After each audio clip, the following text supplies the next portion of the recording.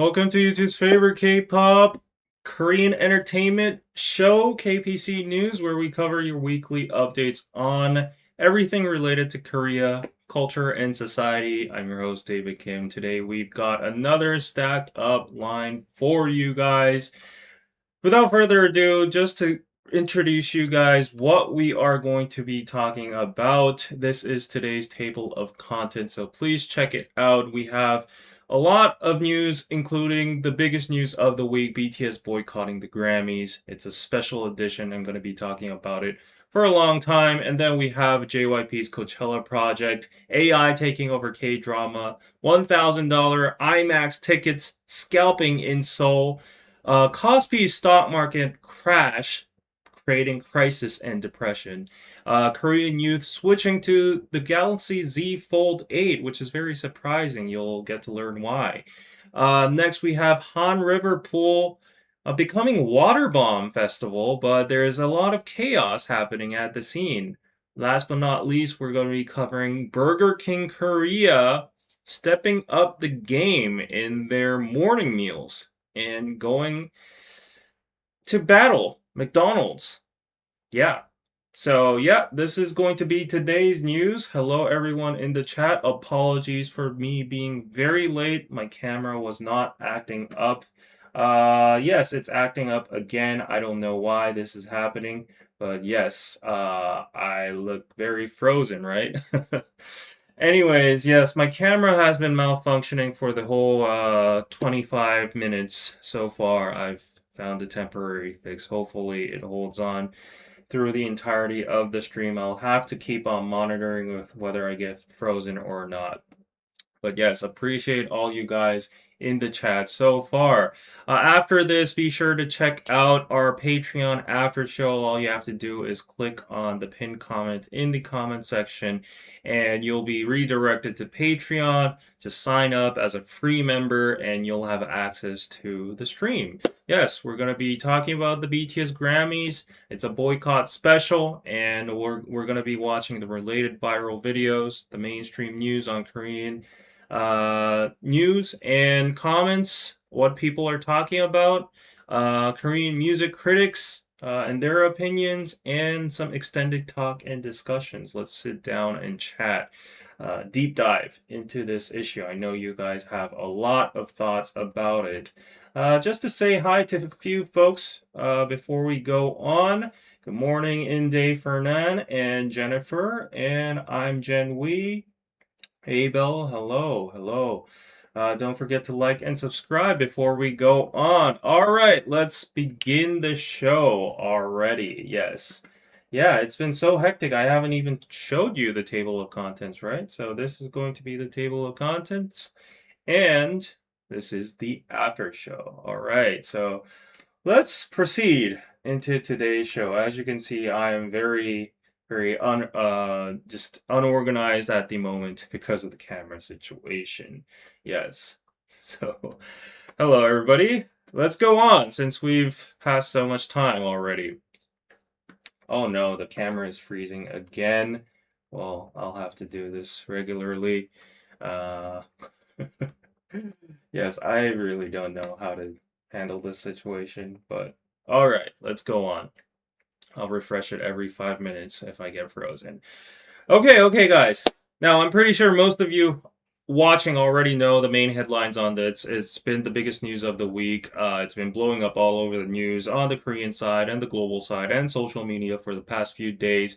But for the people that might have missed a few details, and as well as a majority of you who already are following the news along, I just wanted to sit down on the stream tonight so we can walk through this story one by one, step by step, and retrace what actually went down, all right? And this is BTS in their picture over here, just pissing at someone.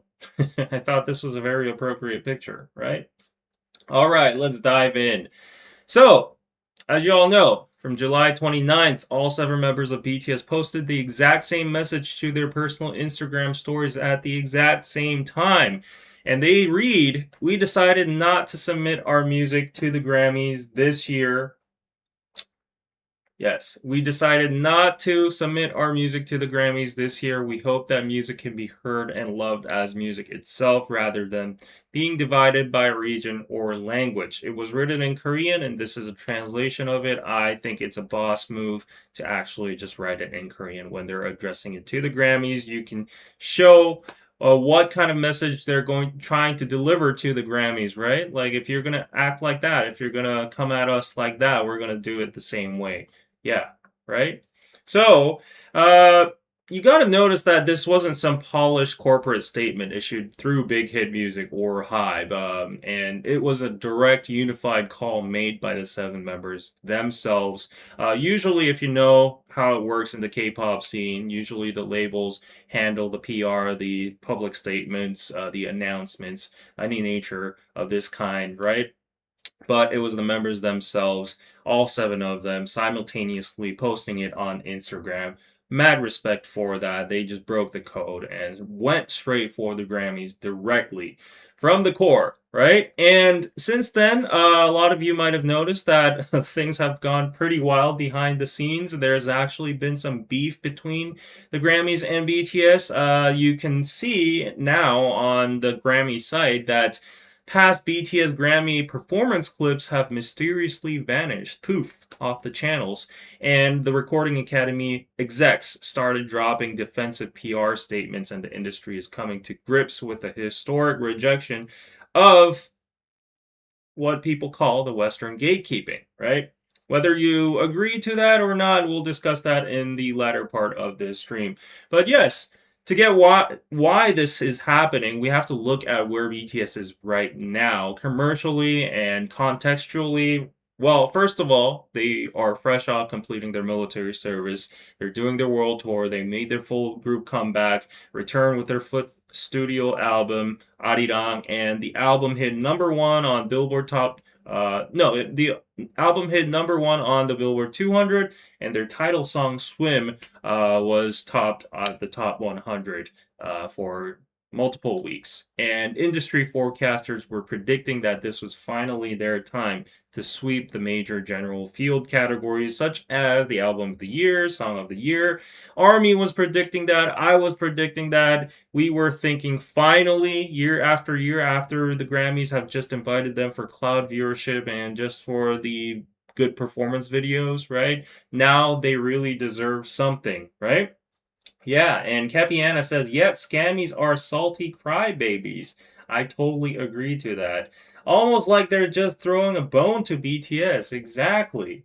Uh, well, let's clarify over here. Okay, thank you for clarifying this. Technically, they did not boycott, they will just not participate. Yes, a lot of the media and a lot of the headlines, including myself, is using the word boycott. I think it is an adjacent term to what they have delivered through their message. They're not participating, and I do think it's a little bit of a stronger term, but I do think it's somewhere around there. Okay, so yeah, it's just a term that easily describes the situation in one word, I would say. But like just take that into account when we're addressing this issue. Thank you for clarifying. But to move on, yeah, BTS opted out entirely from the Grammys, and the reason is, well, it stems all back to June of this year when the Recording Academy unveiled this brand new category you're seeing over here. It's called the Best Asian Pop Music Performance, and on paper, the Academy framed this as celebrating global diversity and for Asian markets, not limited to K-pop, J-pop, C-pop, right? Oh, is the Grammys taking over my camera again? Well, yeah, anyways, yeah. They had a very good intention on the front, believe it or not. And yeah, this is the start of everything. This is why BTS probably is boycotting the Grammys, or at least not participating, right? So you have to look at the rulebook guidelines, and there's a structural trap if you actually see it. So if you see the red underlines over here, the rule says a track must feature meaningful use of an Asian language. I don't know what meaningful means, but probably like 90%, 85%, something like that. Brief ad libs or background chants get you disqualified. And also, there's a catch. Any song performed entirely in English is strictly excluded as well. So, technically, Swim or any of the BTS songs on their new album, Arirang, would be excluded from this category, to be clear, right? So people might say, like, what's the problem then? Because BTS wasn't going for this category in the first place. They were going to enter for Song of the Year, Album of the Year, and whatnot, right? But yeah. First of all, well, BTS's number one top song, "Swim," is sung in English, so it's automatically out of the Asian pop category. But that's not the problem over here. The camera is the problem.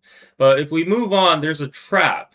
So it creates this lose-lose scenario for non-Western acts, especially for BTS's situation over here, because if you sing in an Asian language such as Korean, you get routed to a regional side category, keeping you out of the general field, so Western acts don't have to compete with you on the main stage. So if BTS were to have like a Korean dominant song and they put it into the Grammys, that probability might have happened. Actually, like a lot of people say that that's not how it works. It's because like you submit it to the general fields and then you compete over there. Yes, that is true, but at the same time, because we've been talking about the disadvantages and the biases and them being snubbed for years, like even if you apply into the general fields, you already get that minus point, assumably, right?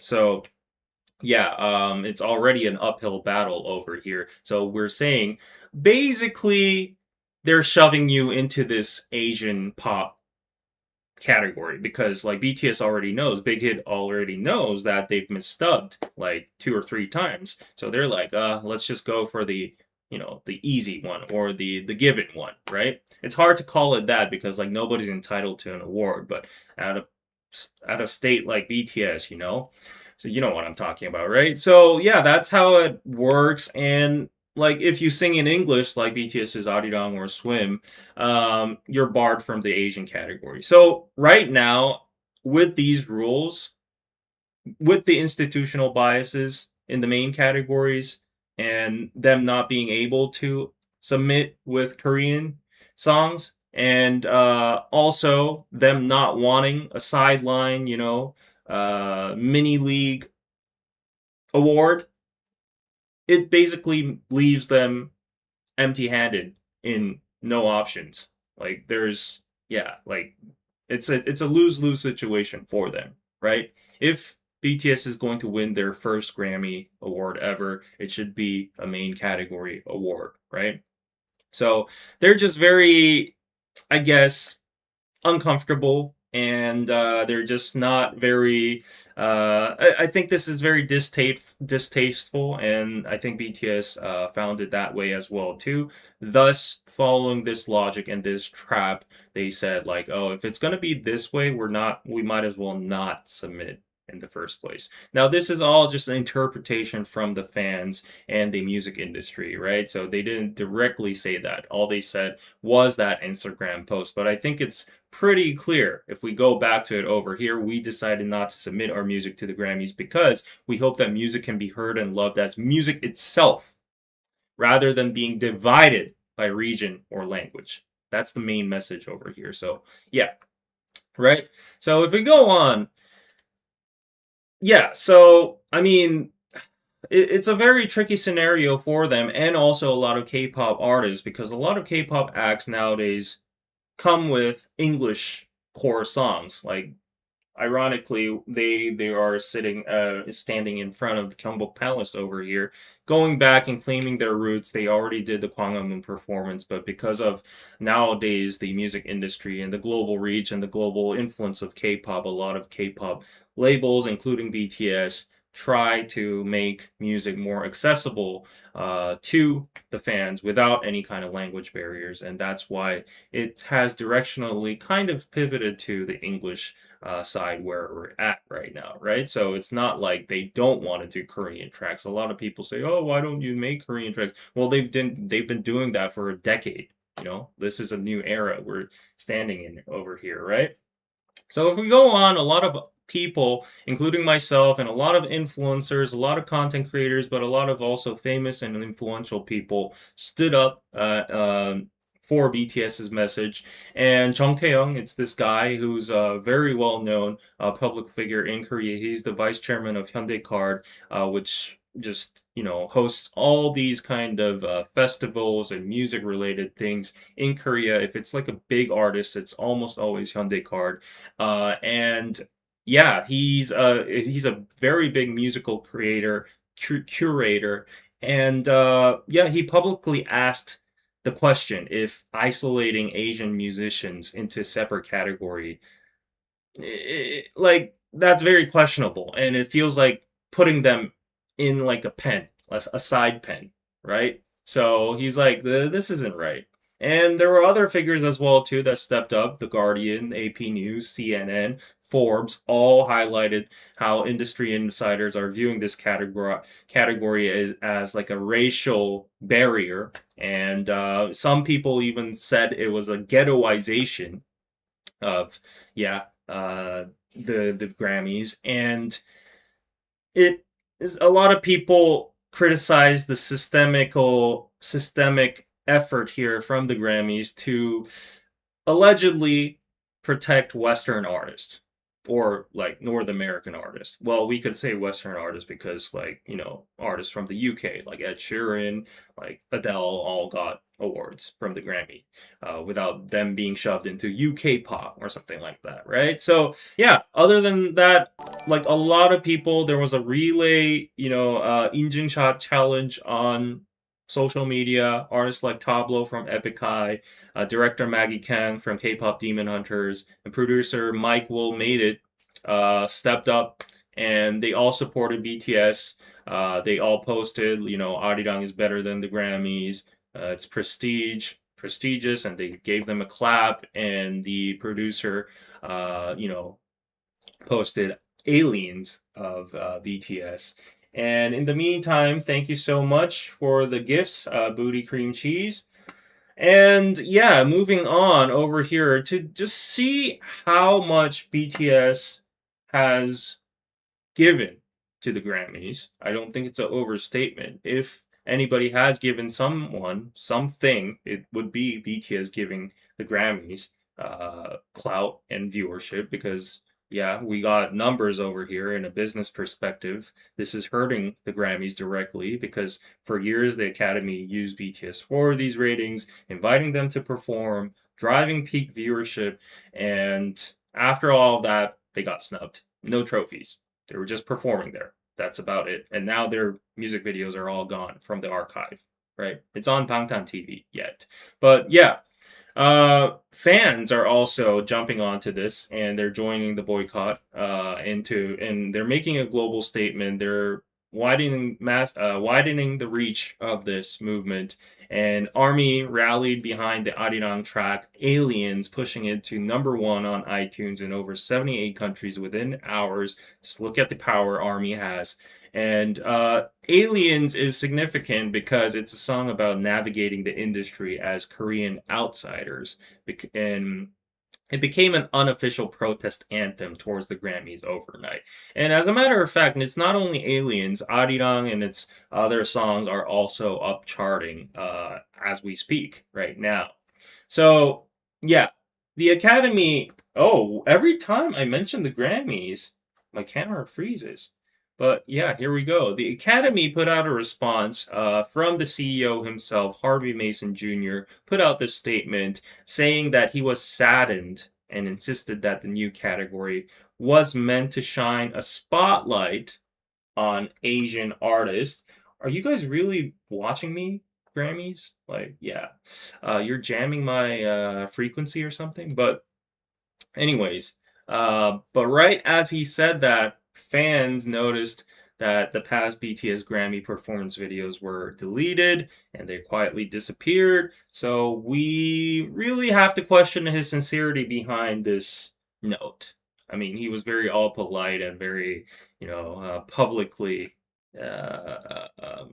yeah, he was very like publicly politically correct in his message, and he said all these good stuff. But the actions behind it, like he's the CEO, and coincidentally, all the videos getting deleted. I don't know. Yeah, that's very petty and salty behavior, I would say. hmm Well, it's a loss for them because like it was their most viewed video, right? And then this other person called Zena Koda, she's apparently a marketing executive linked to the Grammy committee. She started posting a lot of stuff in regards to this. She actually engaged in active debate with the fans, and she put out this defensive 3-page Instagram statement saying we were torn down by one of the biggest Asian artists. It's unfortunate that rather than taking a bold action aimed at generating buzz, there could have been more meaningful behind the scenes conversation.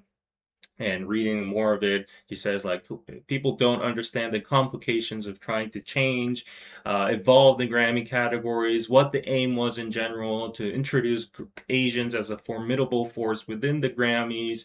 BTS have always had the ability to apply to another pop category, all these kind of things, right? So yeah, she was, I think, kind of angry about the situation. Yeah, she was like, yeah, you could have contacted us behind the scenes and we could have made something happen, right? But if you were to give them an opportunity to speak about their opinions on the Asian pop category, and I think they are pretty much entitled to that because, like, they've done massive, massive impact and influence in the Asian pop, if you want to call it that category. Yeah, so if you're having BTS in mind, if you're inviting them, at least contact not the artist because that would be against like fairness rules and whatnot, but you could at least contact the label or the agency or the music industry in general or consult with some figures. But it was a closed Grammy committee decision. It just came out of nowhere. They just decided it. And then now BTS is deciding not to participate. And you're saying, well, yeah, you shouldn't have created a scene about this. Like, you could have just like directly contacted us and gave your opinion about it, right? We could have fixed something up. Well, that order should have been prior to the Asian pop category, is what I'm thinking. But anyways, the internet just tore that statement apart. It framed like the statement itself was kind of framed in a position where this multi-billion-dollar Western institution that had all the authority in the music industry so far was somehow a victim or somehow getting hurt and damaged by this statement after using this Korean group for clout for years. And yeah, this kind of framing was very tone deaf in my opinion. And she also used this nuance that this kind of award could be used as like a starter step for a lot of K-pop groups, not only BTS. And in that kind of text, I think, this is just my opinion, she pretty much confirmed that the Academy or the members or the committee views Asian acts as operating in a secondary league or a minor league. You're like, oh yeah, since you guys don't have a lot of representation, we'll make something for you guys. You can play there. And that's good validation, right? It's a starter step. It's a starter pack. Let's see how you guys do over there, and then we'll slowly, integrate and invite you. Yeah, so yeah, so anyways, yeah, so we just pieced this all together, and two things are crystal clear. Well, there was total ownership by the BTS members. Hybe confirmed that this was a 100% personal, unanimous choice by all the 7 members. They all agreed to it, and that it completely destroys the the Western stereotype that always people say about K-pop idols. I mean, BTS has grown out of K-pop already, but like they're all still viewed as K-pop idols, right? Like that these idols are always manufactured and they're so like factory made. They don't have their own autonomy or like they don't have a control over their choices. They don't even make their own music. Blah blah blah. You know, you've seen that narrative before, right? From the West. And BTS's action with the Grammys over here just smashes all of that. They just stepped up and they directly voiced their opinion about this. And this is a very strong statement and a very strong action, right? So, yeah. And BTS, I think the second significant point of their action over here is that everybody knows that BTS has nothing more to prove, right? They've basically cleared the whole game. They've done everything. You know, they've gotten all the trophies. They've virtually accomplished everything, like, you know, starting from speaking at the UN, APEC, going to the White House, being like global worldwide ambassadors for UNICEF. You know, if we're speaking about music, they did stadium tours globally. They sold out stadiums and they're topping every major chart. They got awards from the Billboard Music Awards, the American Music Awards, whatever, blah, blah, blah, blah. They even freaking performed in the World Cup final halftime show recently, alongside Justin Bieber, Shakira, Madonna, all these global stars as an equal, right? You see, right? So the Grammy, I mean, we don't need the Grammys. BTS doesn't need the Grammy, but we don't need that validation, right? They're already bigger than that. But it was basically just for the sake of it, the last unchecked box for them. It would be like the last Infinity Stone and like a good thing on their shelf, their trophy shelf, right? They already have a song called Mic Drop that says like, "Did you see my bag? All my trophies inside it," right? So it's just another trophy for them. But like, given the fact that the Grammys has had a pretty good, you know, reputation or history in the music scene, it would have been a kind of an honor for them. But the tables have turned now and they're like, oh, we don't need that shit. Right. So, yeah, they chose principles and they chose a standing and statement over a guaranteed trophy. I mean, we can't even say it's guaranteed because, like, they would have not qualified for the Asian pop performance, which makes it even more messed up. So they can't win the Asian pop performance, and they even if they can apply submit for the general field, there's a very high chance they would get snubbed again. So what's the point of it, right?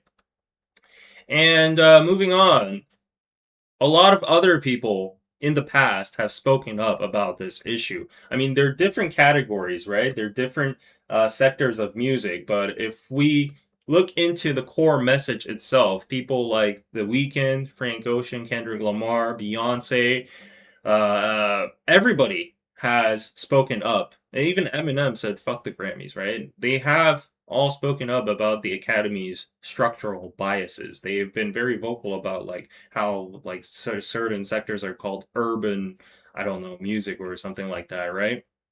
And yeah, because of this, I think K-pop in general, I mean, BTS is putting out a statement for themselves and individually, but because they're like such giant figures in this field, I think this is creating waves in the K-pop sector as well too. I think there has been a consensus about like the Grammys and their image and how K-pop acts are being perceived in the West for a long time, and I think there's been talk among the fandom, among the groups, among the labels, thinking, you know, we don't need that validation. We're even bigger than that. We're giving attention to you guys.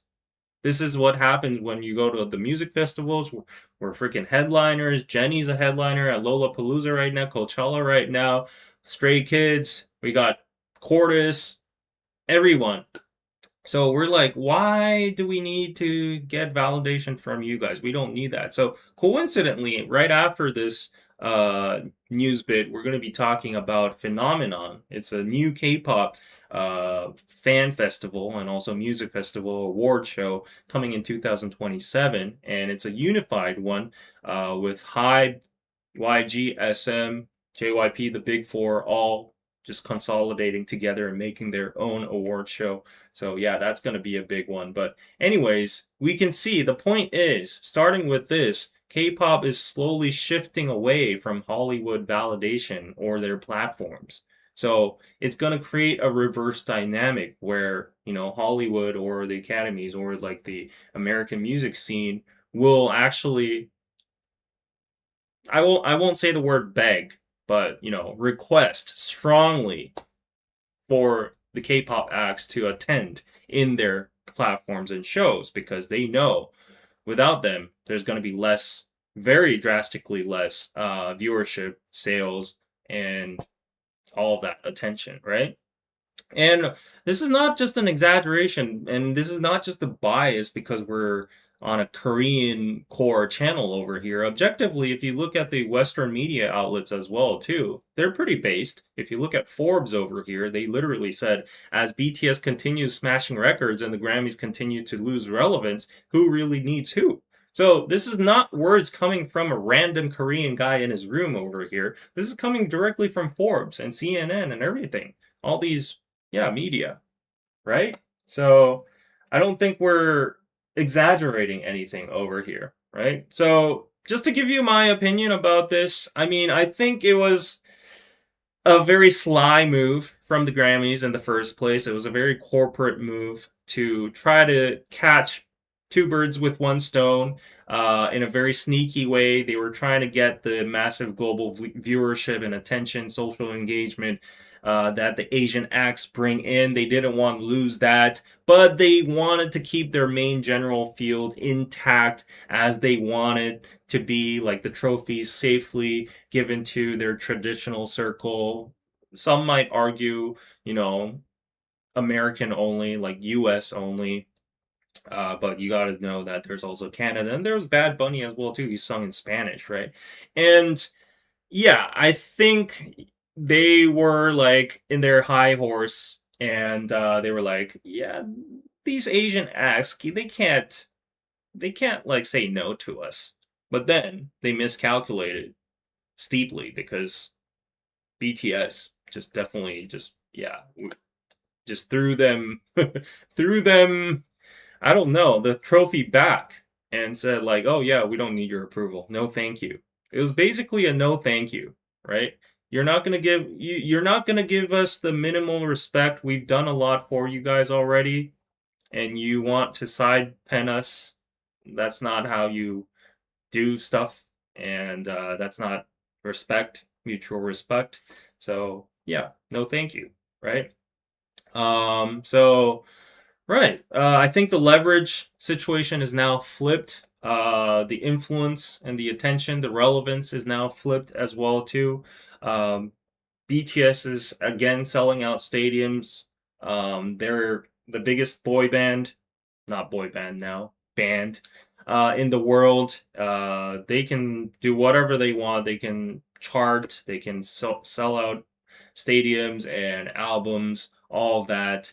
And yeah, I mean, if you want to exclude them from main categories for being non-Western in the first place, they didn't like actually exclude them, but we've seen the pattern, right? And now you're making a new Asian pop category where they can't even compete in. What are you trying to do? Are you trying to like box them in, trap them in, and so yeah, I think this is a very strong statement and it's a very important one to the Western gatekeepers. And I think the CEO was acting very salty and very petty with the actions. We don't know if it was an actual order or not, but the timing is very coincidental where when their music videos got taken down, right? So yeah. Let me go to the chat. Let me know what you think about it. I know you guys have been chatting this whole time. But yeah, let's highlight some comments in the chat over here. hmm yes, welcome, King K Solar. And yeah, let's see. Anyways, the world doesn't revolve around America. BTS proved their worldwide impact. Indeed. Yes. This message is getting attention from all around the world, from different sectors, and people are approving it. People are clapping and applauding towards it. And a lot of media is jumping onto this issue, and a lot of, I think, other artists will send support towards this, as we've already covered. Hmm. Yeah, Bad Bunny is American, but again, like if we're going to go technical about everything, right? Like, he sings in Spanish, and then we're singing in English over here. And where is the standard at? Like, why do you keep on moving the goalpost? So if it's about language, then you can shove in citizenship and nationality. And then if you're talking about nationality, what about UK people? What about Swedish producers? What about Justin Bieber? What about Drake? What about Adele? What about, Ed Sheeran? So the goalpost, it has to be consistent. If you want to actually claim it as like a traditional American, award show, then just state that, oh, you have to be an American or a US citizen or within American territory, whatever, or like North America, confined to that. But then you get other anomalies or exceptions. So like if it's English, then BTS English, you know what we're talking about, right? So it's very inconsistent. Well, again, the Grammys can also argue that, oh, we accepted their, general field submissions, and yeah, we played fair and square, and they just didn't get it. Well, yeah, I guess that could be like a court type of legal response where there actually isn't a loophole, but like everybody knows that there are songs that were nominated. They were on the Billboard charts for longer than any of these other groups, and the amount of attention and the amount of traffic that they produced for the awards itself is a statement, I would say.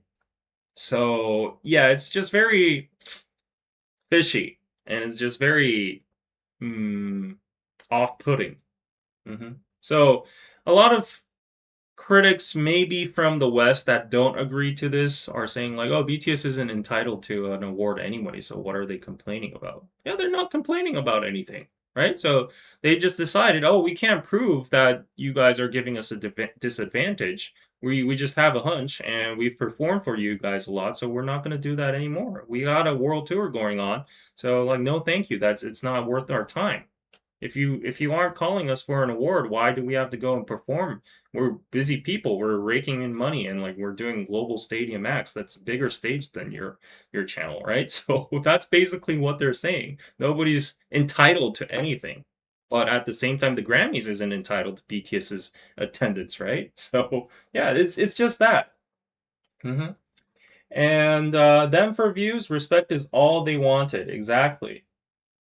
I hope K-pop groups have some backbone and wouldn't submit. How can they accept a racist category? Yeah. Uh, I mean, again, there's a lot of conversation about whether this is racist or not. I mean, I would say I'm on a little bit more on the neutral side of the spectrum. I do think it's discriminative, and I do think it's fencing in a group over here, but I can't definitively say that it's racist in your face because of what they're saying publicly. Like, oh, we didn't have any intent to do that, and we have no proof of their actual intention. Well, the clues and the smell is very stinky itself, and I would like to strongly call it racist.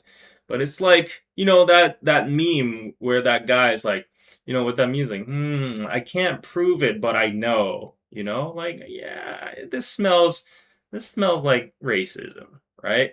So yeah. Um Grammys just prove how tone deaf they are. Yeah. And even Americans aren't happy with the Grammys. It's why they've been sliding. Hmm. Yep. David, I'm with you. Beyonce sings in Ebonix. I can't understand what. And she got a Grammy? Okay, I think that's a bad comment that I just read.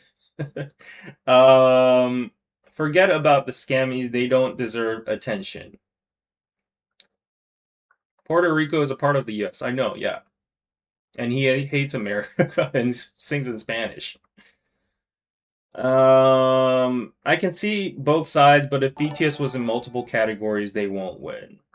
Yeah, this category makes no sense. Some Asian countries use English as one of their official languages, and is only half of Russia eligible for the category. What the hell? Yeah, it's a very blurry category, I would say. Yeah. They would have never nominated Arirang in the main categories, as sad as that is. Yeah. I mean, to be honest, okay, I'll be totally honest. Like last year, Apatu and Golden were strong competitors, right? And they didn't win. And I would say those songs, fully in English, even collabed with Bruno Mars and also with the massive hit with K-pop Demon Hunters and its influence, and it being replayed over and over again, even towards the general public and everyone at the radio studios, like just countering the argument that's saying like, oh, BTS is only a fandom group and not the general public listens to it, blah blah blah. Even those songs we were talking about that were pretty impactful didn't get like the general main field awards, right? So yeah, I would have thought and assumed that BTS even this year would have been snubbed anyways, right? Um, yeah,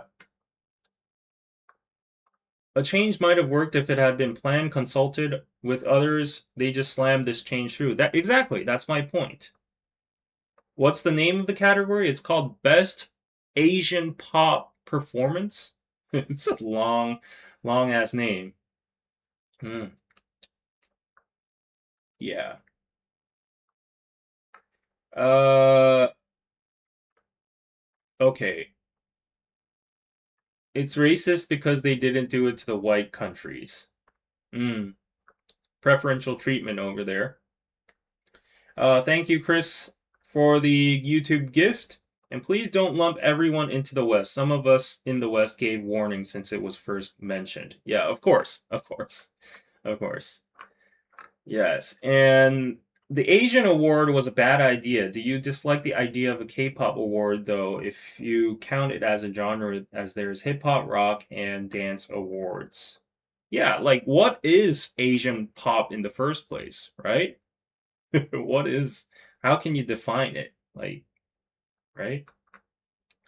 Anyways, it's all in all a very complicated and I think very lousy category in terms of standards or the significance or the message it sends out. So, yeah. Okay, so 400 people watching so far. So please give this video a like before we go on to the next one. We have a lot more news, but just to let you guys know again, we're gonna have an after show right after this on Patreon. We're gonna be talking about more about the Grammys and related viral videos, mainstream news covering it, Korean comments, Korean music critics and their opinions, and extended talk about it all over here on Patreon. So make sure you go over to Patreon in the pinned comment and sign up as a free member, and you'll get access to this. So I'll shorten the discussion over here. We can talk more on Patreon right after this, okay? But in the meantime, next news. In a major joint press conference with South Korea's Minister of Culture, Sports and Tourism, JYP's Chief Creative Officer, basically the head of JYP himself, Park Jin-young, serving now as the co-chair of the Popular Culture Exchange Committee, officially unveiled the ambitious Phenomenon 2027 roadmap. So I've briefly stated what this is during the BTS news, right? And it's a global vision. It's South Korea's Big Four agency, HYBE, SMYG, JYP, taking this unprecedented step of establishing a consolidated joint venture. It's going to be an award ceremony. It's going to be a festival, performance platform, and it's going to be backed by government support as well. They'll host an 11-day mega festival in December 2027. It's confirmed. JYP is the head of this. And yeah, it's going to be held in Changdong Seoul Arena and Kintex in Goyang. So Seoul is going to be the place. There are rumors it's going to take place in Los Angeles and other places around the world as well too, but we still don't know the details, right?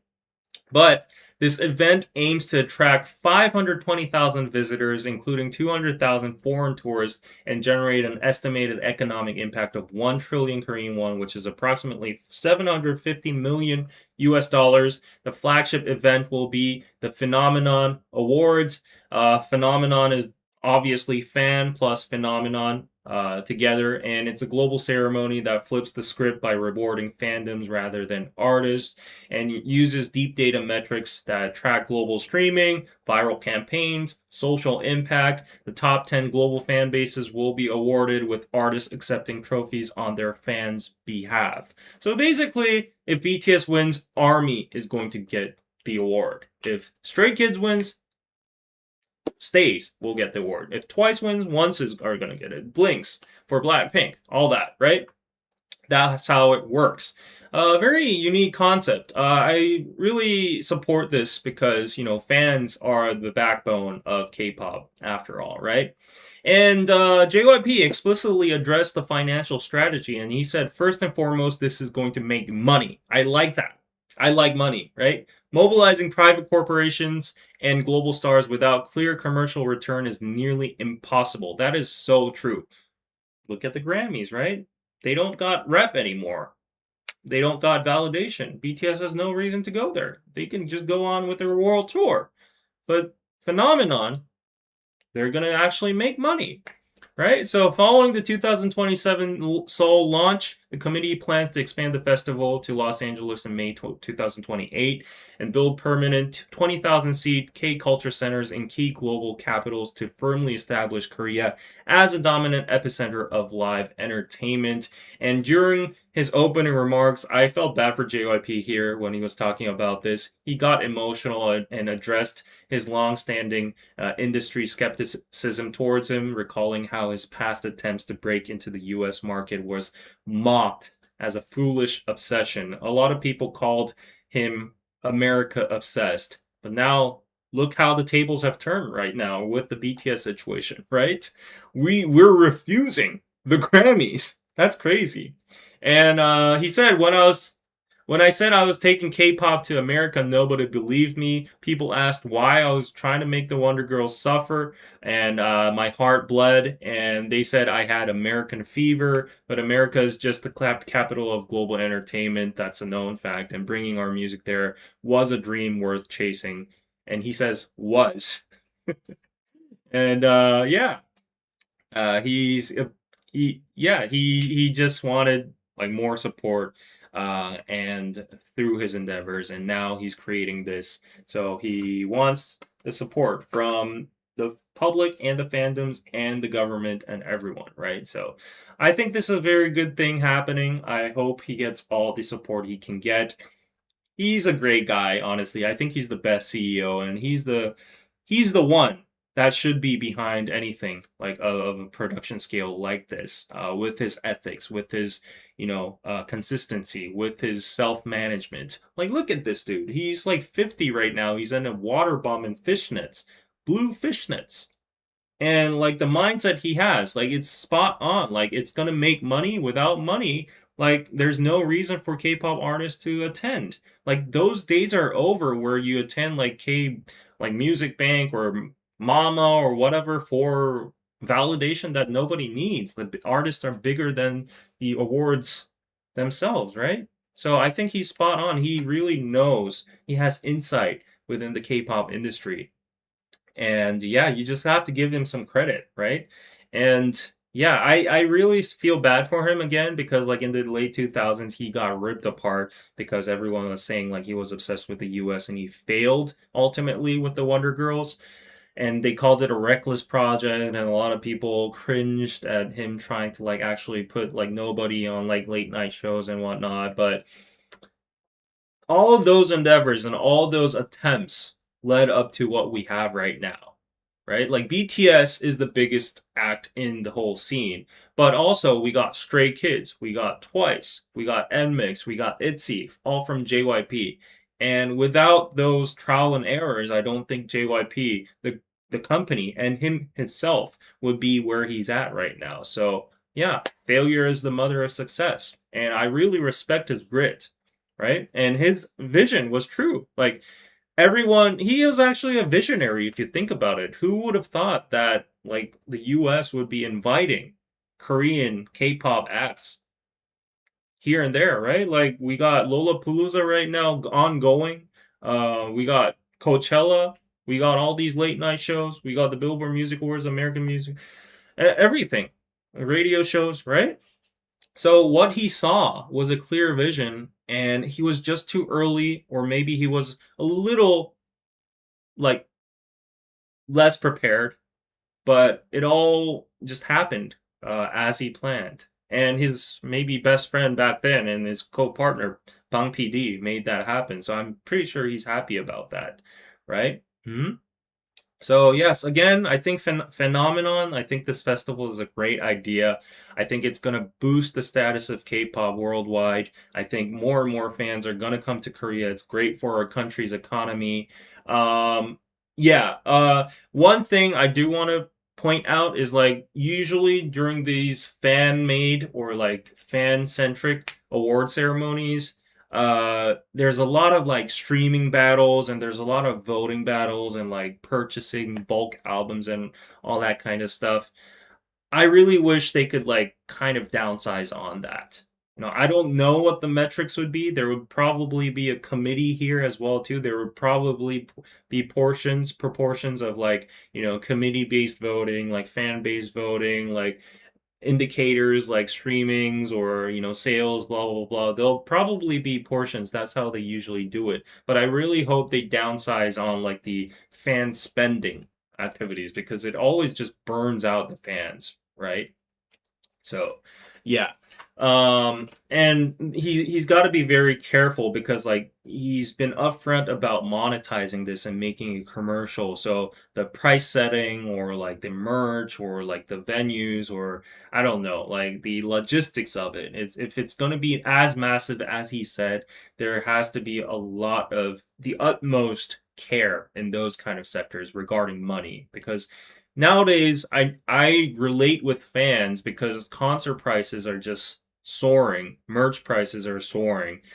We have more and more, obligations to buy, stream, subscribe to Netflix or whatever platforms to in order to get access, Weavers, right? Memberships. So I really hope that this festival doesn't, tap into those areas too much, right? But yeah, the media is already just framing this as K Coachella.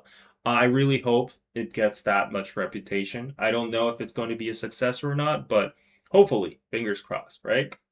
Yeah. Let's read some comments before we go on.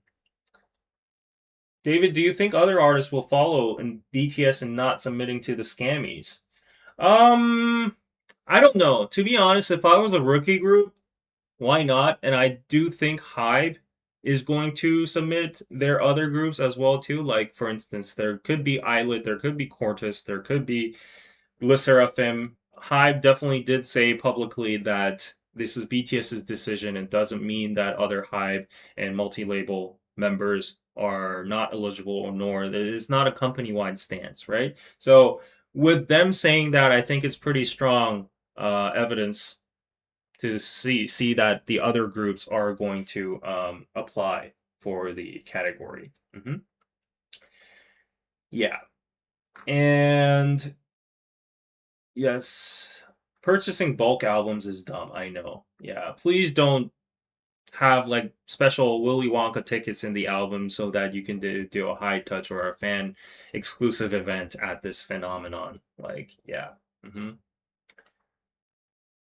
So many people complain about the amount of tour dates in the US, but they do it for a reason. The market is there. Yes, exactly. The US is the global capital in terms of definitely capital as well too. Money flows, and that's why groups mostly focus on the US. Mm, yeah. Hate to be negative, but hosting festival early December is a weird idea. Kids don't break up for school till end of December. Foreign tourists aren't taking time of work before Christmas. And very, very cold. Actually, that's a very valid point because, like, I saw a lot of comments saying, like, it's going to be a very cold festival, right? Normally, festivals are during spring, fall, or like even summer, like Water Bomb. But yeah, let's see how they work through this. I think the festival's nickname might be Coachella. Yeah, Coachella. Coachella or Coachella with a K. All right, before we move on, please hit that like button. We have a lot to unfold over here. On to the next news of today. So, K drama fans in the chat? Well, I binge watched all of this series over here. The hottest K drama, Agent Kim reactivated in Korean Kim Bujang, starring So Ji-sub as a former North Korean special agent, has marked a historic milestone in TV ratings, but also in Korean broadcasting. By I know a lot of people is going to hate this news, but rendering an entire 3-minute action sequence using full AI, only AI. I'm going to show you it in a while. And the scene depicting a massive building explosion in North Korea and also snowy tunnel car chases, shooting scenes and underwater stuff. It was originally omitted from filming due to, you got to understand, budget and location limits. Korean dramas are good, but you can see sometimes that the CGI is tacky or they're very low budget compared to Hollywood productions. We don't have Odyssey level budgets. We don't have Spider-Man level budgets. So now in the era of AI, people are getting creative towards budget allocation as well too. And I honestly don't think there's anything wrong about it. Like, hear me out, okay? But yes, Kim Bujang, Agent Kim, this series actually made a 3-minute action sequence totally out of AI. And the director Lee leveraged AI to fully realize the character's past, and the production team overcame previous technological limits to maintain precise facial consistency for close-up shots of the major actors. So here's the scene itself. Take a look while I'm 6 Outlook report. AI has passed a critical tipping point to become an essential solution against the soaring actor fees and VFX inflation. Now, this is the part I actually, advocate this to a certain extent. Like, they didn't fully film the whole drama series with AI, right? It was 3-minute sequence with a flashback where they had to use deepfake technology anyways, or use another actor or whatever, and had to train the actor or use a body double or a stunt double with a lot of VFX with the shooting scenes and the car tumbling and the tunnel and blah blah blah. So with budget constraints, I think it's a valid option, and I think it's approvable to some point, right? Like, it's a 3-minute sequence within an 8 episode, 9, 10 episode series, right? With 90 minutes. So yeah. And apparently, according to this KCCA, there were more AI applications in other series like Taxi Driver 3, Kim Bujang, and it actually cut the cost from what it might have cost by over 60%. So that's a very, very big cut, right? And this shift reflects a broader industry trend where media giants like CJ which is in a very bad financial situation right now, are embedding AI in virtual production across all stages. So I think this is going to be a widespread trend from now on. I think more and more production companies and broadcast networks are going to implement this. And you have to know too that even if it's AI, it's not like you're just writing a prompt and like clicking on it and this becomes like, magically produced. Like you can look at this over here, and you got to do like mapping. You got to solve the facial consistency issues. It actually takes a lot of computing power as well too, and a lot of tokens. So the budget is still there, but it's downsized to 60%, right? So I don't think it's taking jobs or anything. It actually, if we're talking about like actor fees, there's a lot of criticism in Korea and maybe even Hollywood right now that it's way too inflated. The productions can't afford to make new series anymore because like the actor fees are just way up there. And yeah, it's a dilemma where the viewership isn't there when you don't use star actors and big names, but then these big names require big budget and big pay. So like it's very hard to balance that. But with these kind of scenes, at least while using these big names, they could maybe negotiate about the portrait rights being used in AI, and I'm pretty sure the actors get paid a fee as well too for the portrait rights, and then they could at least cut down on the budget, production budget using AI, right? And actually, So Ji-seop, the main actor of Kim Bu-jang, acknowledged this situation himself, and he said that while AI cannot fully replace the genuine sweat and energy of a live actor, it represents a meaningful and necessary step forward. As I've always said, AI is here. It's not going to change. Might as well and utilize it. And if we're going to utilize it, let's apply it in a good way, in consultation and in talks with the actor himself or herself, as Soji-sub in this case acknowledged, right? So actually, it's not only confined to K-dramas, it's expanding, but definitely Hollywood is facing similar waves.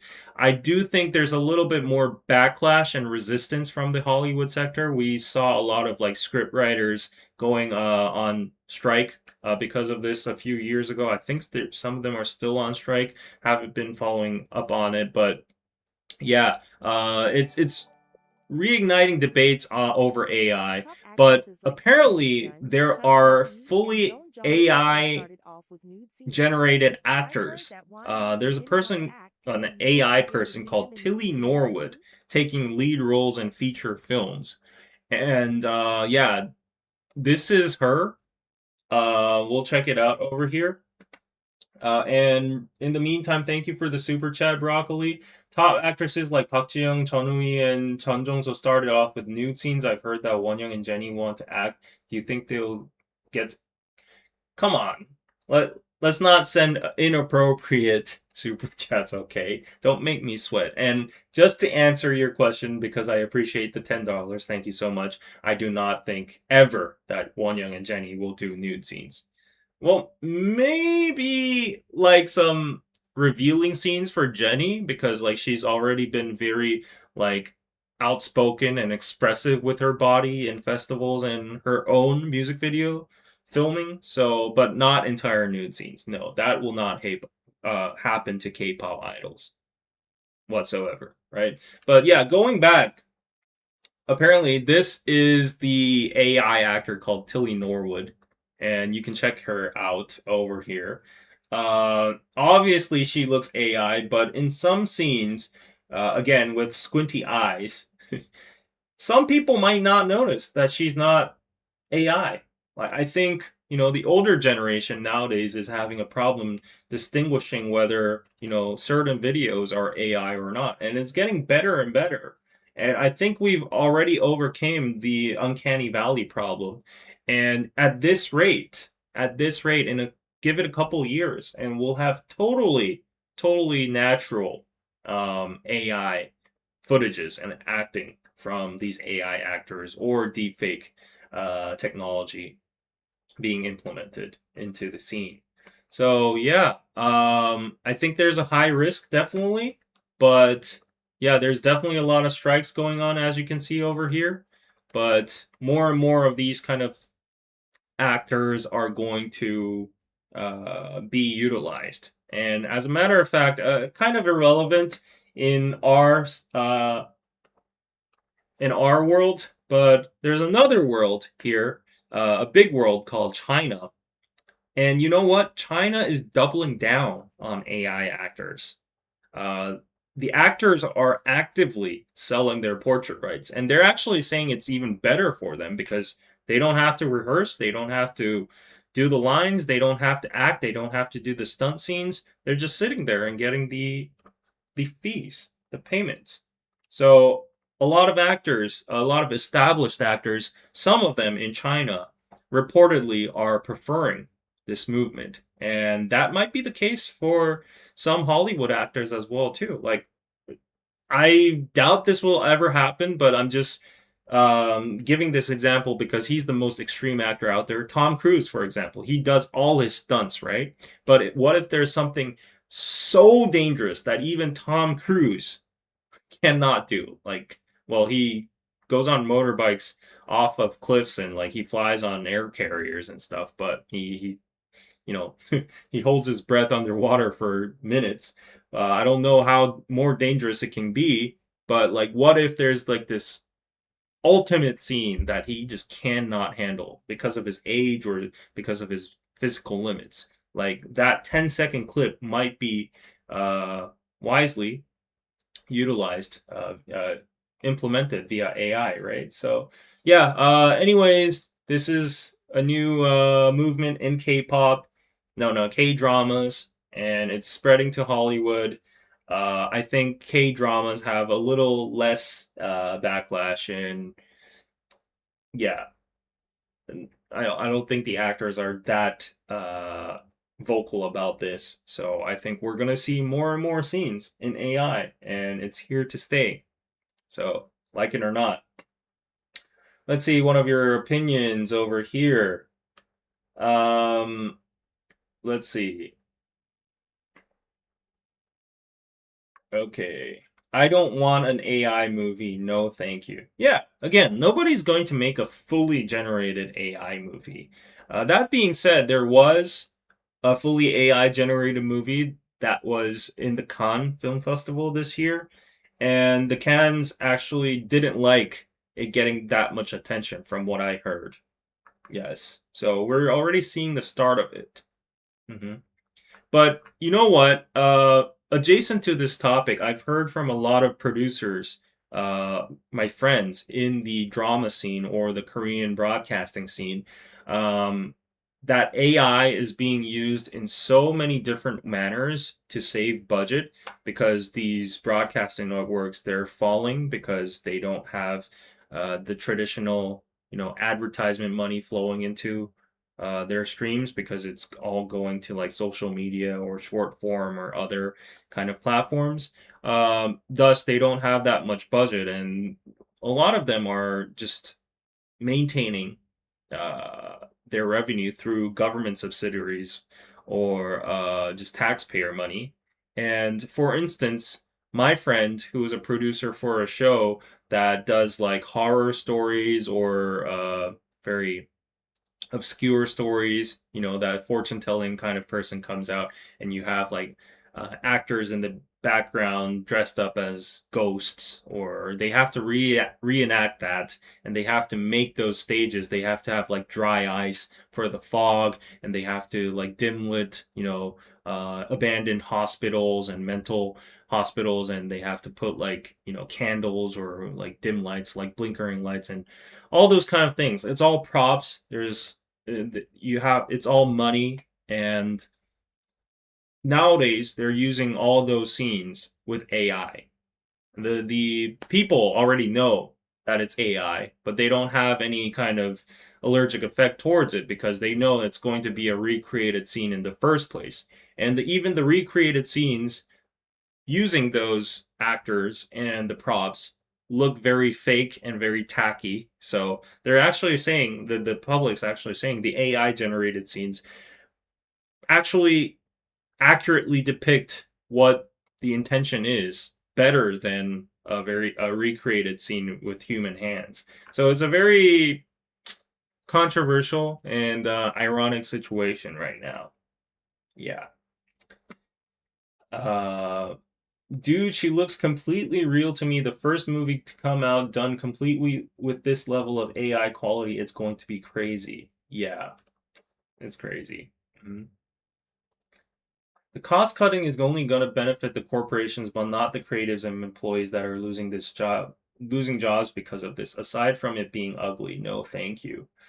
Yeah, again, though, everything in our world is money driven. We're living in a capitalist society, so there's no way we're going to escape this.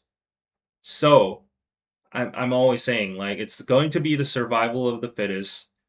This is just how it is. We have to accept it right now. And it's a new kind of technology that's definitely going to take jobs. That has taken, like, technology has always taken jobs throughout history, right? So human beings need to adapt.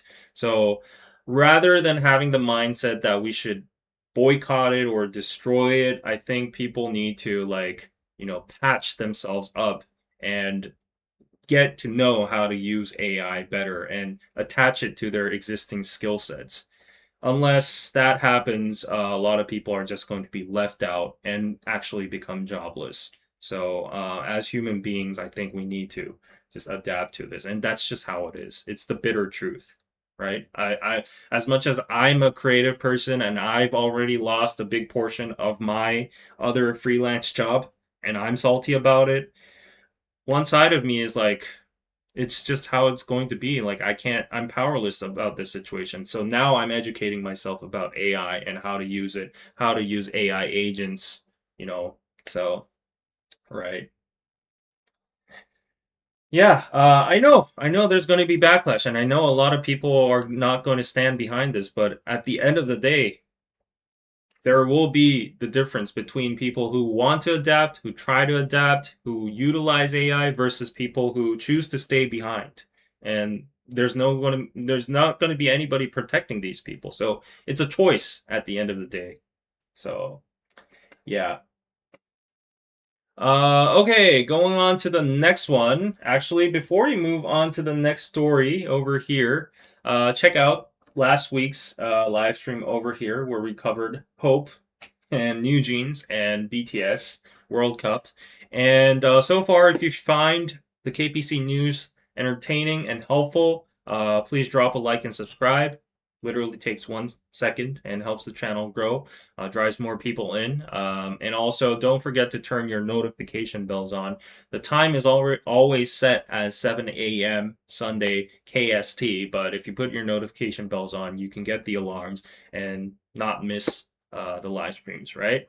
So, yes, moving on to the next news. Speaking of AI and content creation and movies, well, we have a very, at least for now, anti AI director. One of the reasons he's the greatest until now, Christopher Nolan, right? And the Odyssey. Type 1 in the chat if you've seen the Odyssey so far. I'm so jealous of you guys because it hasn't even released in Korea yet.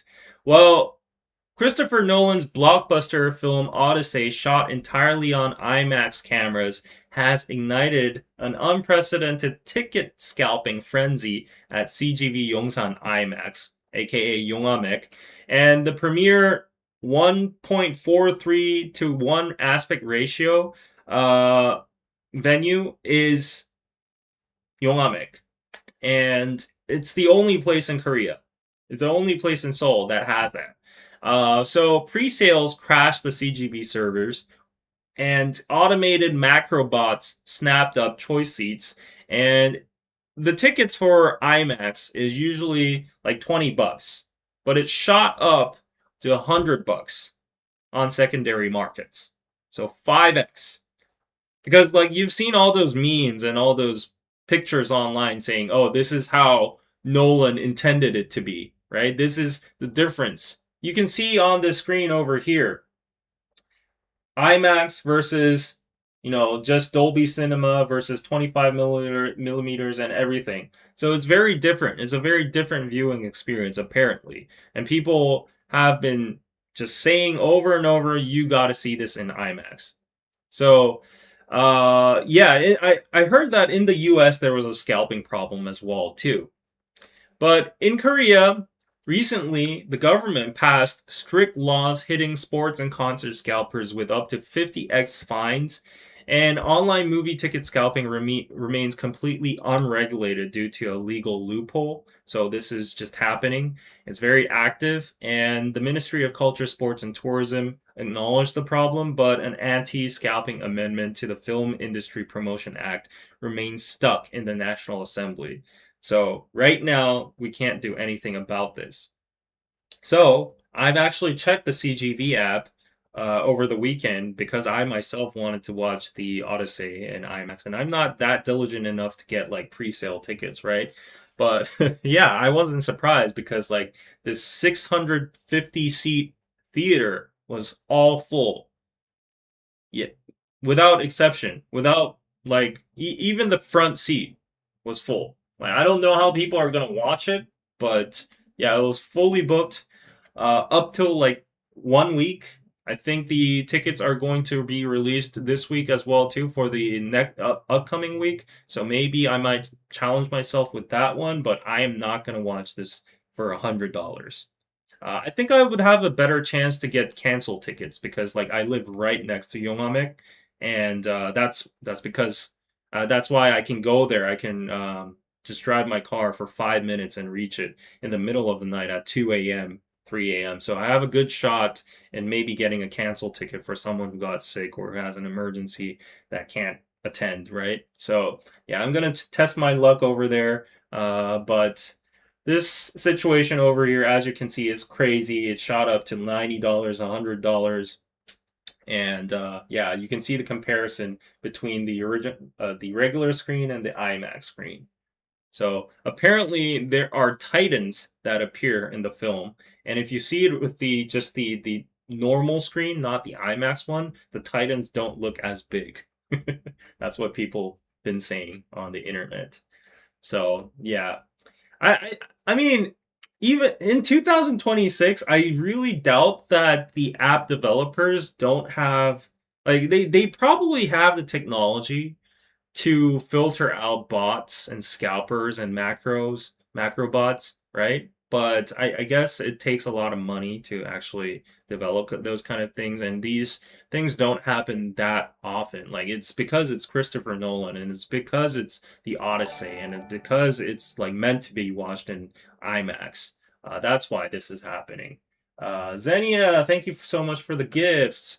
So yeah, these things are irregular, and I understand that like CGV, the movie theaters are in a very bad budget situation right now. The whole creative industry is struggling because of budget. So yeah, I do think the National Assembly really needs to proceed with the anti-scalping law and penalize these scalpers with the 50x, right? So like you've heard Hilda, thank you so much for the 10 jewels. You've heard from the domestic K-pop concert viewers and the audience that it's so convenient in Korea because there's basically like there's minuscule, like minimum amount of scalping over here because the law is so strong. You get caught, the K-pop companies blacklist you, the government fines you, so there's like so many penalties. That's why we can attend the concerts at the normal price. I went to a BTS concert for $100. Pretty good, right? Fair price. So yeah, reading some comments. Case Dog says, "I just started watching it. Don't give any spoilers." What? What do you mean you just started watching it? You're in the theaters right now, or is it already on like Blu-ray or DVD on your screen? Hmm. David keeps pronouncing Odyssey wrong, but how do I pronounce it? Because in Korean it's just Odyssey, Odyssey, Odyssey. Well done, Korea. Yes. And let's see. Okay, what's the movie about? It's about the what do you call it? The old I can't think of the word. I know the word in Korean, but it's the old story, the old legendary story from yeah, the Greek mythology. of all the Trojan horse and everything, right? No, is that right? Yeah, actually, I'm glitching. I have to see it for myself. Um, yeah, that's crazy. I've seen it on IMAX. Wow, I envy you. Hilda, thank you for the 60 붕어빵 jewels. That's so cute. Unless you're Greek, you are pronouncing it wrong too. How do I pronounce it, please? Yes, it's by Homer. And also, Homer is also mispronounced, right? From what I know. Because, like, when I was in college, our English literature professor would sometimes call him Homer, and sometimes people would say Homerus. There would be an S after it, and some people would call him Homo, like the American way, the English way, and like Homer. So, like, if there's any Greek people in the chat, please let me know what the accurate pronunciation is. IMAX here in Manchester in the UK isn't available till September to see this. What? What? Why is that so? The Iliad. Yes. In English, it's pronounced Odyssey. Odyssey. Odyssey? Odyssey? Odyssey? Okay, it wasn't that far off. C in front instead of say. Oh, okay, okay. So it's probably because of the Korean influence over here. Odyssey. Odyssey. Yeah. I'm pronouncing it right, actually? Oh, really? Okay, is it like an IKEA situation? You know, IKEA is the right pronunciation, right? US folks, it's not IKEA. Okay. Odyssey. Odisea in Spanish. Okay, you're fine with pronunciation. Yeah, whatever. Okay, it's a foreign film. It's a foreign language. Anyways, I am very stoked for this. I'm very excited to watch this. I can't wait for next week. BTS 7 Plus, thank you. Basically, it's a story of a guy trying to get back home after the Trojan War, and he pisses off the gods, so he has many challenges and suffers on the way. Okay, thank you for the summarization. Yep, rhymes with Ajashi, indeed. Okay, on to the next news. So we have some very gloomy news over here. We've been experiencing mass depression in Korea. I know you guys are pretty much bored with this kind of news, but I'm just saying this because this has been probably the biggest news other than the BTS Grammy boycott. So it's worth mentioning. The South Korean stock market has traded like an unregulated high stakes casino this week. Probably for the past few months as well too, but this week and this month was crazy. So it tumbled over 40% from its June highs. So technically speaking, if you bought in June 22nd to be exact, and you held your position until now, half of your money is gone. So yeah, there were circuit breakers, there were sidecars, there was panic selling across the KOSPI and KOSDAQ. The index pulled off a record-breaking single-day jump of 17.91% on July 31st, and stocks like SK Hynix and Samsung reached their the cap how much they can increase 29.9% per day. And this is abnormal. So for those of you who don't trade stocks or do stocks, like I'm just telling you, this is very abnormal. All the experts in the finance field in Wall Street are looking into the Korean market and saying that this is an absolute frenzy. It's a absolute abnormal situation. It's a gambling situation. It's like a casino. So yeah, this is all because of the AI bubble. Not yet bursting in my opinion, but it was very overvalued, value evaluated because of Samsung and SK Hynix making record earnings and historic earnings because of US big tech and AI infrastructure spending. So yeah, it had a crazy rally, but now the mini bubble has popped. It's rebounded by 17.9%. Our whole market has rebounded by 17.9% in a day. And people are getting flushed back and forth. They're losing their life savings. Yeah, I'm down a lot. I'm struggling a lot. Not gonna lie, I'm very, very stressed and frustrated. Yeah, I yeah, I almost got depressed as well too. Maybe I am depressed because of this. But if you just look at this over here, a lot of people have been posting their situations online because they don't have anywhere to vent or people to talk to. And it's like their final post before they commit suicide. Yeah, like I'm not joking. Like several people have probably ended their lives over the past week because of this market crash. This is not a joke. The extreme volatility has flushed out so many people that were over leveraged. Uh, yeah, and I'm hanging here in yeah, I'm hanging here barely. I'm just trying to like, you know, just withstand this crisis and crash. Hopefully it rebounds so that I can just exit the market without like major losses. But right now it's not looking good. It's a bloodbath. So this is a viral post of someone who said that he put his entire 40-year life savings, which is 2.2 billion Korean won, $1.6 million.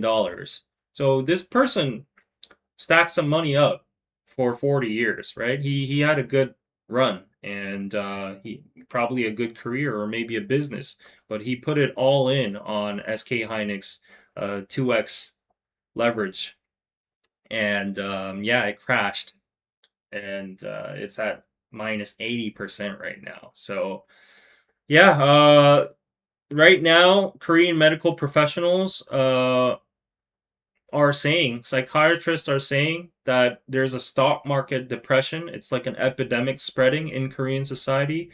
People, there have been a reported number of increase in car crashes and accidents on the road, and there have been a lot of cases of like assault due to like aggressive behavior. A lot of people have been saying like in workplaces, people can't focus on work. A lot of people just go to the bathroom and stay in the toilets because they don't know what to do with their stocks. So yeah, people are trembling. It's the same for me, quite honestly. I'm massively exposed to this. So patreon.com/KPC David Kim if you want to support me. But yeah, I have to work hard. I have to work hard in order to sustain myself and survive through this crisis, right? So, yeah, right now it's definitely a casino. It's not an exaggeration. The media is calling it the casino, and yeah, if the national market is just swinging 18% a single day, that it's reportedly higher than the financial crisis volatility, the IMF, the subprime mortgage, and the 9/11 crisis. Like even then, the market didn't fluctuate more than 18%. And it's crazy to think about this because like those are actual real cases, right? Like real crisis is happening, the financial system in jeopardy. But right now, there's no sign of anything other than a narrative spinning that this might be an AI bubble. But the AI bubble is still not here because if you look into earnings from Microsoft, Meta, Google, Amazon, everyone, they're doing well. And Samsung and SK Hynix is earning and raking in money like crazy. Samsung is the most profitable company in the world right now, and its stocks are down like 40 point something percent. That's just not normal, right? So anyways, there was also a report saying like there was this like supernova in the Wall Street field where he was an open AI developer or like a scientist in the first place, and he had a hard conviction, a strong, um, future vision about the AI sector. He went all in and he got so successful. He was up 400%. He made his own hedge fund and he got like billions of dollars. And there was a rumor saying that Wall Street wanted to crash and liquidate his position. So that's why this whole crash occurred and affected the Korean markets because we're highly semiconductor AI based. But yeah, that's been happening. And just to go back onto the sentimental side again, people are getting panic attacks. I couldn't really breathe during one day, like on August 1st, I think, or was it July 30th? I was seeing the market and I was like, this is not happening. Like, I couldn't really breathe. People are getting massive depression and they're visiting psychiatrists. So, not a joke, not a meme, not community based rumors or anything, actual things happening. I'm just lucky until now. But there are very unlucky people out there. So pray for these people. It's a very big national crisis and disaster. And you know how much South Korean people are into stocks, right? Like you might say, like nobody forced you to do it. Like you shouldn't gamble in the first place. You shouldn't overexpose in the first place. But like human beings are all human beings, and we all make mistakes, right? Including myself. Yeah, it will come back. Hold on. That's what I would like to believe. Speaking of armies, though, like hive stocks are really doing horrible. They've gone down the tunnel, like they're entering like the rock bottom. I would say these yeah the basement at the moment. I guess this is why some say invest only the money you can risk losing. Exactly. Yeah, all those sayings about investing, they're all very true, and you always have to stick by that principle because like so many people are just losing their lives and valuable money and people have bet their houses and some of them their families don't know about it. So yeah.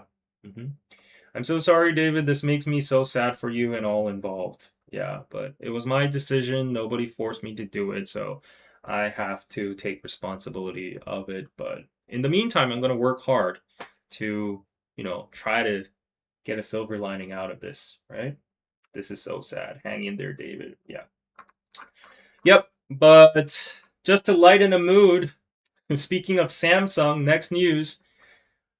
There's a demographic shift actually happening in South Korea's smartphone market. Historically, the teens and 20s age group heavily favored Apple. I've reported about this a lot of times, with over 67% of young Korean women using iPhones.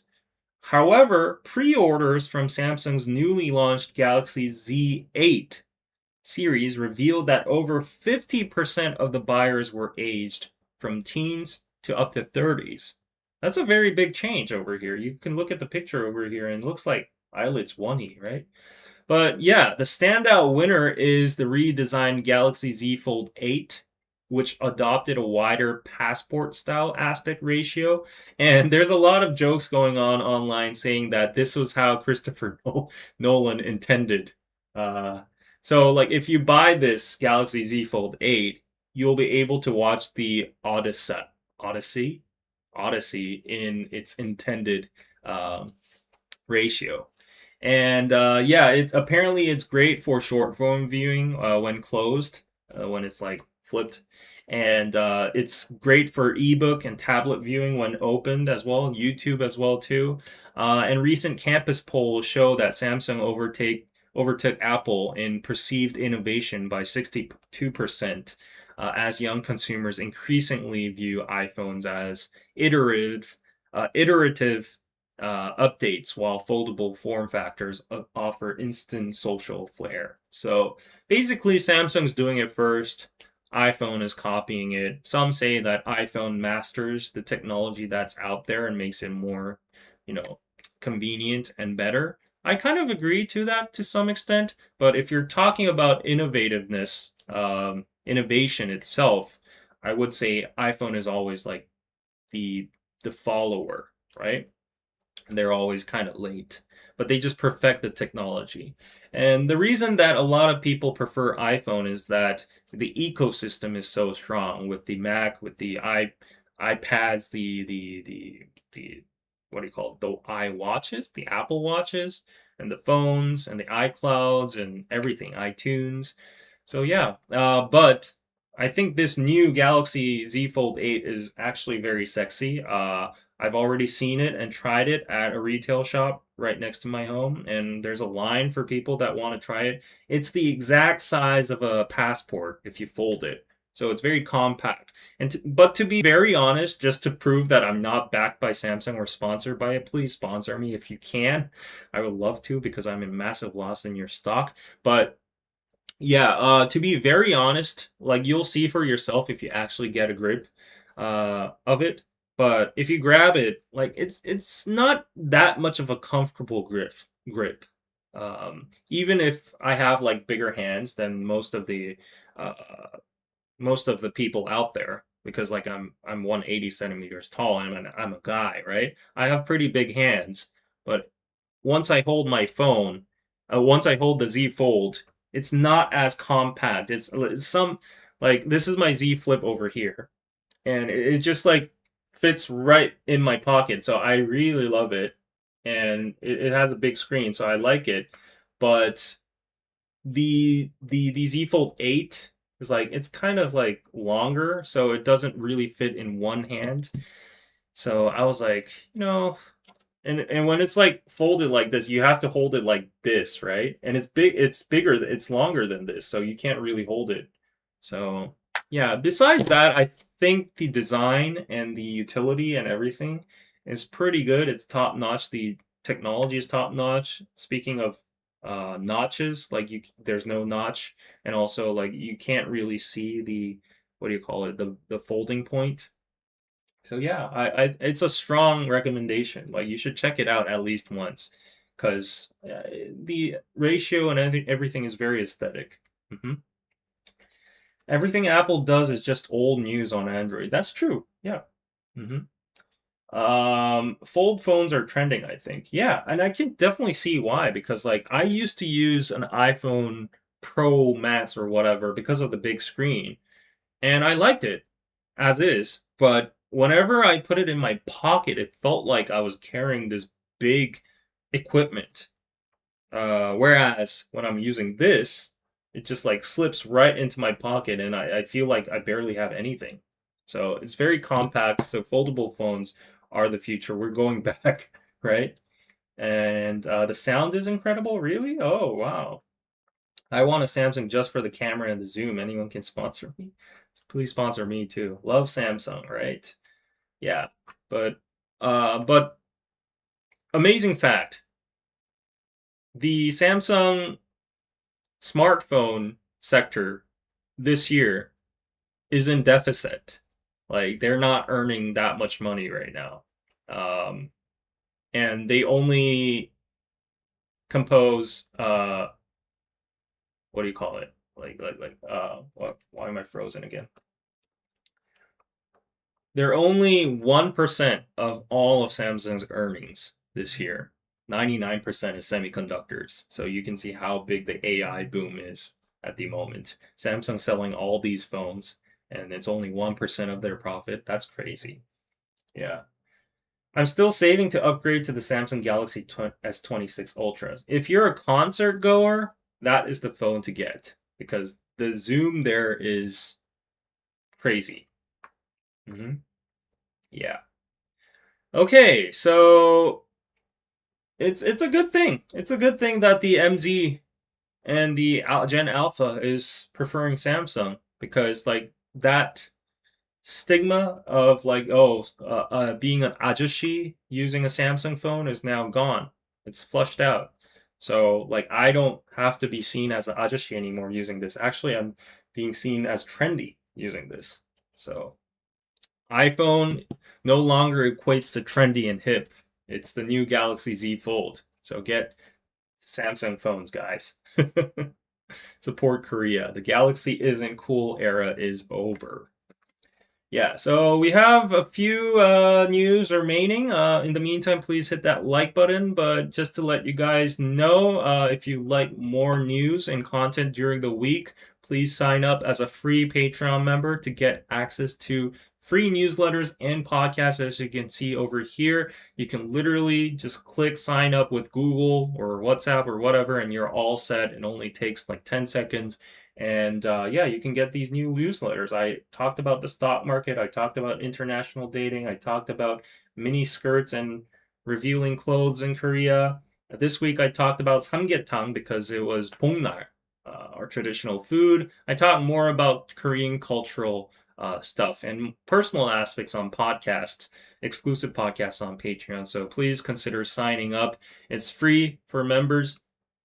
And also, if you want to appreciate this stream and my hard work and content, any direct donations via Buy Me a Coffee or PayPal are always appreciated. There's a QR code over here. You can just scan it right now, and it'll take you to the site and PayPal as well too. So thank you so much for supporting and watching the stream. And let's see. Let's just check if there were any.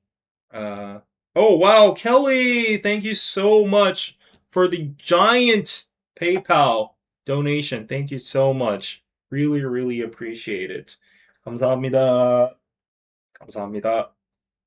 Thank you so much. Okay, on to today's last bits of news. So, Seoul's Han River swimming pools are becoming water bomb. They've drawn over 260,000 visitors in just 5 weeks after extending night operations until 10 p.m. and adding live DJ sets. I think that's a great idea. They have a bargain entry fee of only 5,000 Korean won, which is approximately like $3.5, very cheap. The pools went viral on TikTok and Instagram as a high value, cost efficient water bomb festival alternative. As you can see, people are having a lot of fun over here. And the massive surge in attendance is great, but it's brought severe urban issues because there's been rampant illegal alcohol consumption because it's like rave vibes, so people want to get drunk. It's very dangerous when you have like slippery floors, and especially you're like dancing in the water and you're playing with each other, and guys like try to like push each other into the water and stuff like that. There's also been heavy littering, especially like from smokers. They've been throwing the cigarettes everywhere. There's been unauthorized filming. That's a very big problem because a lot of people are in bikinis and swimsuits. There are creeps lurking around. It's a public space, and they've been zooming in with their Galaxy S26 Ultras, filming people's bodies. And yeah, there's been police investigations into sexual harassment as well too, because it's very crowded inside the water. You can't really know what's happening when you're splashing water all over the place and someone's like touching your butt or your boobs or like, grabbing your, I don't know, legs or something like that. So yeah, there have been problems of those kind of issues. I think there should be more police force, or there should be more safety guards, and more CCTVs, safety patrols, and stuff like that to regain the control. All in all, I think this is a very good policy and a very good thing because there's more access to the Seoul citizens in terms of like leisure and like just chilling away, especially during this very depressing period with the stocks crashing and people losing money and all that. People need a place to just ventilate out. So yeah, I think the DJ parties and everything is a very friendly and good idea. And the 5,001 price is actually very great. So yeah, I think it's better than going to Waterbomb. It's overpriced. Waterbomb's like $120. You do get to see Karina, so maybe it's worth it. You do get to see people like Peko and Sunmi and Kwonenbi and everyone in like bikinis and half naked, but yeah.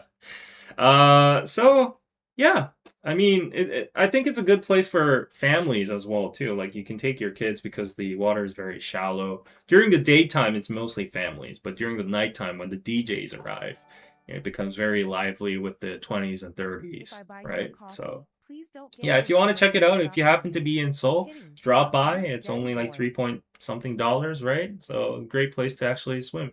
I mean, I personally wouldn't go because of I'm not sure about the hygiene with the water. Yeah, so there's tons of people inside it, and especially kids. So not sure about that. But Oh wow, Tiana, thank you so much for the $10. If I buy you a coffee, please don't gamble it away in stock market. Kidding, love you, David boy. I won't. I will not. I swear to God, I will not. Everyone's in this mindset right now in Korea. All my friends, all the people on the communities and news, they're all praying. If I ever get back to my exit price, my entry price, and if I can exit without a loss, or if I can just cut a loss at like a reasonable amount, I will not I will not look towards the stock market ever again. So right now I'm going to just keep everything in cash and I'm just gonna like be very safe about my funds. And I'm actually in emergency mode, so I'm actually cutting down on living costs. Uh, I'm not just saying this for show on camera. Like literally, I've made a PDF on how to save costs and like my plan to like pay off loans and stuff, interest. I've restricted my meal plans to like 1.5 meals per day. One 0.5 meal like cooking at in the house, and if I do have to purchase meal outside, it's restricted to $6. So yeah, there are a lot of places. So recently, I've been favoring Subway a lot. I don't get the set meal with the cookie and the zero Coke, but I only get the half 15 centimeter sandwich. That's approximately like $6. I try to eat healthy with it, with the chicken breast with no sauce, only olive oil and salt and pepper. But yeah, that's been my main meal nowadays because like I have to save every penny right now because like the stock market situation is crazy and I'm down so much, and if I lose this money, like we have no guarantee it's going to rebound back, so I might have to take losses. So if I lose that much, it's a hard situation for me. But anyways, let's de-stress in the pool. Yeah. David, we are all in that mode these days. The prices of everything is ridiculous here. Yeah, I don't know where you're at right now, but if you're in North America, yeah, I can feel you. Yeah, I can never step foot into America again, the US again, because of the cost of living over there. Nope. Okay, on to the last news. Actually, speaking of cost of living in the US and fast food, Burger King Korea has launched a hilarious B grade marketing campaign to directly challenge McDonald's dominance in the fast food breakfast market, introducing their new global breakfast lineup called the Croissant Witch. It's a mixed word between croissant and sandwich. And Burger King used this vintage Korean gukbap, the pork soup, aesthetic signage display with saying like provoking 아침 됩니다. It means like, oh, Burger King serves breakfast now. It's quick, it's delicious, and even if you don't know Korean and even if you're not a designer, you can sense that this is retro. This is very hot rice soup restaurant vibes over here. And it's actually hilarious to the Korean eye because Burger King's like a fast food chain and they always have like very slick and modern signages and like menus and like the packaging over there. But if you can see, like it's in very bold Korean font. This is like the Comic Sans font for Koreans. It's not Comic Sans, it's like Arial or Times New Roman, if you know what I'm saying. Right? It's a very old font that a lot of like old signages will have if you go to the old parts of Korea. So yeah, I don't know who made this idea, but it's actually genius because it's a very eye-catching. It's very localized, and they actually are spreading these flyers out, these leaflets, and the leaflets are in the fashion of these very old, uh, promotion yeah, flyers that are usually sent out by delivery workers or people that are on the street that hand them to you, and very old-fashioned designed, and it's very nostalgic blue collar marketing strategy. It's going viral on Korean social media, and yeah, it actually doubled the sales volume of the Burger King breakfast. So yeah, it's available in all the Burger King branches. 120 nationwide locations, and competitors like Lotteria or Tim Hortons are actually FOMOing into this, and they're expanding their morning menu offerings because of this Burger King craze right now. I don't understand why these fast food chains have not had morning meals until now, because we all know that McDonald's have their McMornings and they're very famous for it. Apparently, it's very inefficient to have a morning lineup because they have to like change the whole assembly line between the McMornings and the actual Big Macs and the other ones. They have to like transition through between. That's why they have like a designated time slot between like 8 a.m. to 10 a.m. That's only McMorning. So apparently there's extra work you have to put inside too. But like, Burger King is the same fast food chain as McDonald's, and I don't understand why they didn't serve mornings, but now they do. And yeah, sales have doubled. So the marketing team did a great job. I think they deserve a raise in this. It was a very viral attempt. And right now, the McMornings had a monopoly on Korean fast food breakfast scenes since 2006. But now they have a strong competitor. So I think I'm gonna go for maybe a Burger King morning, a cross sandwich uh, today, if it's possible, because they say it's only like $3. That's a budget meal, right? So yeah, if you're in Korea, try it out. I don't know if they provide these meals in the US or anywhere else, but I think it's a very hyper localized marketing campaign, and the Burger King morning meal itself too I think it's a Korean only campaign. Correct me if I'm wrong. Yeah, very funny and lighthearted news, right? Burger King has breakfast over here for a long time. Really? Is it a croissant sandwich? Thank you for the compliment about my hair. Um, McMornings, is that what you call it? Yes, we call it McMorning. Yeah, McMorning. Yeah. And love croissant sandwiches.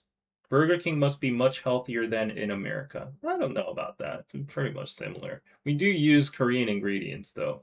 At least that's what McDonald's and Burger King say in their advertisements. They always have these Korean farmers with their own crops and the beef and everything. B, welcome to the KPC gang. Thank you for becoming a member. Yeah. Yep. Oh, really? Same Burger King breakfast names. Okay, so you've had it already. Okay, so this is not a new thing. It's only new to Korea. Well, I apologize again for my camera not acting well. Like it's apparently freezing every single moment, you can see. And the stream is almost at the 2 hour mark, and we have to do the after show before I go on to DK News as well. So I'm gonna cut it short over here. Not exactly short, but hope you enjoyed the live stream. And someone just gave me $25 on Buy Me a Coffee. Thank you so much. I'll actually use that for a coffee at Burger King over here. Thank you so much for tuning in today. Hope you like today's stream as well. And just to let you guys know, there will be an after show over here. And it's going to be about the BTS Grammy boycott special. I'm going to talk about it, discuss it with you guys. We're going to watch related viral videos, watch Korean news on how they're covering the news and the comments in the Korean section, and some opinions from Korean music critics. So if you want to discuss all of this, come on over to the after show in the Patreon link right in the pinned comment. Just sign up as a free member. If you're going to watch the replay of it, unfortunately, I will have to set a paywall because, I have to earn something, right? So if you want to watch it in your own time of convenience, it's only $5 per week. If you actually consider the value of it, it's less than $1 per stream. So yeah, think of it as like, charity or buying a cup of coffee for me, right? Okay, guys, thanks for tuning in, and I'll end the stream here and see you over on Patreon in a minute. The post is going to appear. Okay? just refresh after a minute, okay?